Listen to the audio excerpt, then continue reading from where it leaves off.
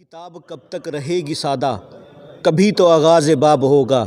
जिन्होंने बस्ती उजाड़ डाली, कभी तो उनका हिसाब होगा। सेंटर और हमारी स्टेट की बीजेपी, इनकी आपस में तालमेल जो है ना, वो बिल्कुल भी शून्य है। और सेंटर की बीजेपी को हमारे लोगों से कोई मतलब नहीं है। वो 0/0 प्यार करते हैं हम लोगों से। ये यहाँ की ज़मीनें चाहिए थी, उनको यहाँ के रिसोर्सेज चाहिए थे। इन्होंने हमारी स्टेट को डिस्ट्रक्शन की ओर लेके, खाना खुला तो सोना बागें, टब्बर जी है अपने भागें। गवर्नर साहब के आंकड़े शायद कुछ गलत हो रहे हैं। गवर्नर साहब को मैं याद कराना चाहता हूँ कि हमारे पास सबसे ज़्यादा डैम्स हैं, हमारे पास पानी की कोई कमी नहीं है, हमारे पास बिजली की कोई कमी नहीं है। हमारी बत्ती बाहर के राज्यों को बेचना बंद कर दें। अगर उनको बेचना बंद कर देंगे तो मेरे को नहीं लगता हम इतनी सरप्लस लाइट होगी हमारे पास कि हर जगह लाइट जाएगी। ये इस टाइम खा रहे हैं, अपने ऐश उड़ा रहे हैं। वो कहते हैं ना, 5 लीटर पेट्रोल और गाड़ी के लिए इन्होंने हमारे जम्मू को बेच दिया है। जय मां डोगरी, मैं अक्षय सागर और आप देख रहे हैं रफ्तार जम्मू। चंद पलों की गुफ्तगू और सच से करवाएंगे रूबरू। रफ्तार जम्मू के माध्यम से आज हमारे साथ बातचीत करने के लिए मौजूद हैं पीडीपी युवा स्पोक्स पर्सन नीरज चंदेल जी। नीरज जी, रफ्तार जम्मू में आपका हार्दिक अभिनंदन। आपका भी बहुत बहुत अभिनंदन जी। नीरज जी, इस समय जम्मू कश्मीर के जो हालात बने हुए हैं उससे आप भली भांति वाकिफ़ हैं, क्योंकि आप राजनीति से ताल्लुक़ रखते हैं। किस तरह देखते हैं जो एंटी इंक्रोचमेंट ड्राइव स्टार्ट हुई थी और कहा गया था कि 22 दिन के अंदर जम्मू में जितने भी इलीगल इंक्रोचमेंट है उसे हटा दें। कार्रवाई शुरू हुई, पीला पंजा धड़ाधड़ चलना शुरू हुआ। कई जगह आपने देखा होगा कि लोगों को नोटिस सर्व किए जाते हैं, लेकिन भाजपा के अधिकारी वहां जाते हैं और लोगों से नोटिस वापस ले आते हैं। इन दिनों पीला पंजा थोड़ा थमा हुआ है, तो कैसे देखते हैं? देखिए, मैं इसके लिए एक ही बात बोलूँगा। सबसे पहले एक शेर नज़म करूँगा मैं आपकी। कहते हैं, किताब कब तक रहेगी सादा, कभी तो आगाज़ बाब होगा। जिन्होंने बस्ती उजाड़ डाली, कभी तो उनका हिसाब होगा। तो ये चीज़ें जो बीजेपी वाले कर रहे हैं ना, ये अपना सुपड़ा खुद ही साफ कर रहे हैं। आखिर वोट तो इन्हीं लोगों से लेने हैं। जब वोट ही नहीं मिलेंगे तो क्या करेंगे? क्योंकि जो सेंटर और हमारी स्टेट की बीजेपी, इनकी आपस में तालमेल जो है ना, वो बिल्कुल भी शून्य है, बिल्कुल भी शून्य है। चाहे इनके प्रेसिडेंट साहब देख लीजिए, वो कल तक हमारे प्रॉपर्टी टैक्स जितना भी था उसका नुकसान बोल रहे थे, कह रहे थे मैं बिल्कुल खिलाफ हूँ, और आज उसको टैक्स के जो फ़ायदे हैं वो लोगों को गिनाते नहीं थक रहे हैं वो। चाहे इनके हमारे मेयर साहब देख लो, हमारे डिप्टी मेयर साहब, जो अभी थोड़े दिन पहले मैंने उनकी एक वीडियो देखी और उसमें वो बोल रहे थे कि अगर हम टैक्स नहीं लगाएंगे तो हम पे कहाँ से करेंगे, हम इनकी तनख्वाहें कहाँ से देंगे। तो मैं उनसे पूछना चाहता हूँ कि क्या 2014 से पहले, या जब हमारी एब्रोकेशन हुआ ये 370 और 35A का, उससे पहले क्या हमारी स्टेट जितनी भी थी, क्या हम तनख्वाहें नहीं दिया करते थे? क्या हमारे यहाँ पे सड़कें नहीं बनी? तो ये जो भी किया है, ये तो ऐसे कर रहे हैं कि आज ही हमें आज़ादी मिली है और आज ही हम आज़ाद हुए हैं। सर, जम्मू कश्मीर के कुछ नेता ऐसे हैं, उनका कहना है कि जब तक जम्मू कश्मीर में असेंबली नहीं होगी, असेंबली के अंदर बिल नहीं आएगा, तब तक प्रॉपर्टी टैक्स नहीं लगाना चाहिए। हिंदुस्तान का कोई भी शख्स ऐसा नहीं है जो सुबह से लेकर शाम तक जो सामान खरीदता है उस पर टैक्स नहीं देता। हम बिजली का बिल दे रहे हैं, पानी का बिल दे रहे हैं, सफाई कर्मचारी को पैसे दे रहे हैं, तो जनता का कहना है कि प्रॉपर्टी टैक्स क्यों? जनता बिल्कुल सही बोल रही है ना। अगर एक इंसान की, और सबसे बड़ी बात है, टैक्स को भी इन्होंने डिफरेंशिएट नहीं किया हुआ।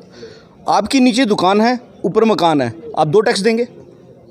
और हमारे स्टेट के अंदर जितने भी आज लोग हैं वो 90% तो बैंक से लोन लेते हैं, और जिनकी प्रॉपर्टी बैंक के साथ प्लज है, तो क्या उनका लोन वो लोग देंगे या बैंक देगा? क्योंकि कहीं ना कहीं इनडायरेक्टली उस प्रॉपर्टी का मालिक जो है वो बैंक है, कि जब तक वो लोन क्लियर नहीं होगा तो उसको पे कौन करेगा? ये सोचने वाली बात है। ये चीज़ें ऐसी नहीं है कि आज गवर्नर साहब बोल रहे हैं कि हमारे बच्चे आईफोन, भैया जी ये मैं दिखा रहा हूँ, मेरे पास नहीं है, तो मैंने जहाँ तक देखा आपके पास भी नहीं है। गवर्नर साहब का कहना है कि आईफोन आप ले सकते हैं, डाटा आप ले सकते हैं, और भी कुछ बातें उन्होंने कही। और रिसेंटली एक बात और उन्होंने कही कि जम्मू कश्मीर में इतनी बिजली नहीं है जितनी कही जाती है। अगर जम्मू कश्मीर की बिजली अगर जम्मू कश्मीर के लोगों को देने पर हम आएँ तो 5 घंटे से ज़्यादा जम्मू कश्मीर में बिजली नहीं आ सकती। गवर्नर साहब के आंकड़े शायद कुछ गलत हो रहे हैं। गवर्नर साहब को मैं याद कराना चाहता हूँ कि हमारे पास सबसे ज़्यादा डैम्स हैं, हमारे पास पानी की कोई कमी नहीं है, हमारे पास बिजली की कोई कमी नहीं है। गवर्नर साहब, मैं आपके माध्यम से उनको ये मैसेज करूंगा कि प्लीज़ हमारी बत्ती बाहर के राज्यों को बेचना बंद कर दें। अगर उनको बेचना बंद कर देंगे तो मेरे को नहीं लगता हम इतनी सरप्लस लाइट होगी हमारे पास कि हर जगह लाइट जाएगी। सर, हम बात करें जम्मू कश्मीर भाजपा की, या केंद्र में बैठी जो भाजपा है, उनके मुख से अक्सर ये सुना जाता है कि 70 साल ऐसा हुआ जम्मू कश्मीर में पीडीपी, एनसी या और अदर पार्टियों ने जम्मू कश्मीर पर राज किया, जम्मू कश्मीर को ख़त्म कर दिया, अब जम्मू कश्मीर सुधर रहा है, नया जम्मू कश्मीर बन रहा है, अब कश्मीर में कोई पत्थरबाजी नहीं करता, अब बंद की कॉल नहीं दी जाती, उनके इस मंसूबे को आप कैसे देखते हैं? देखिए, बात ऐसी है, जहाँ तक ये वो 70 साल की बात करते हैं वो शायद भूल जाते हैं कि उसमें टेन्योर जो बीजेपी का भी आया था, जिसमें हमारे प्रधानमंत्री अटल बिहारी वाजपेयी जी भी रहे हैं। तो क्या उस दौरान जो विकास नहीं हुआ तो डिनाई कर देंगे? ये कर देते हैं ना डिनाई। आज बोलते हैं कि हमारी बड़ी बड़ी मिसाइलें बन रही हैं, डीआरडीओ बना रहा है, लेकिन ये भूल जाते हैं कि डीआरडीओ की नींव किसने रखी थी। सबसे बड़ी बात ये है कि सेंटर की बीजेपी और हमारी बीजेपी को आपस में इनका तालमेल नहीं है, और सेंटर की बीजेपी को हमारे लोगों से कोई मतलब नहीं है। वो 0/0 प्यार करते हैं हम लोगों से, और उनको कुछ नहीं चाहिए। यहाँ की ज़मीनें चाहिए थी, उनको यहाँ के रिसोर्सेज चाहिए थे। इसीलिए हम आज भी हमारा जो 370 और 35 पे जो स्टैंड है वो क्लियर है। हम हमेशा उसको वापस चाहेंगे और वो हम लेके रहेंगे। सर, जिस तरह से आज आप बीजेपी को कोस रहे हैं, एक समय ऐसा था जम्मू कश्मीर में आपकी बीजेपी के साथ गठबंधन में सरकार बनी थी, भाजपा ने आपके ऊपर यह आरोप लगाया कि वो हमें काम नहीं करने देते थे, इसलिए हमने सरकार तोड़ दी। देखिए, ये बड़ी हंसने वाली बात है कि भाजपा बोलती है कि ये काम नहीं करने थे। मैं भाजपा से पूछना चाहता था कि उनके कितने कैबिनेट मिनिस्टर थे? अनपढ़ थे सारे? क्या उनको काम करने का तरीका नहीं आता था? तो वो तो खुद एक्सेप्ट कर रहे हैं ना कि हम काम ही नहीं कर सकते हैं।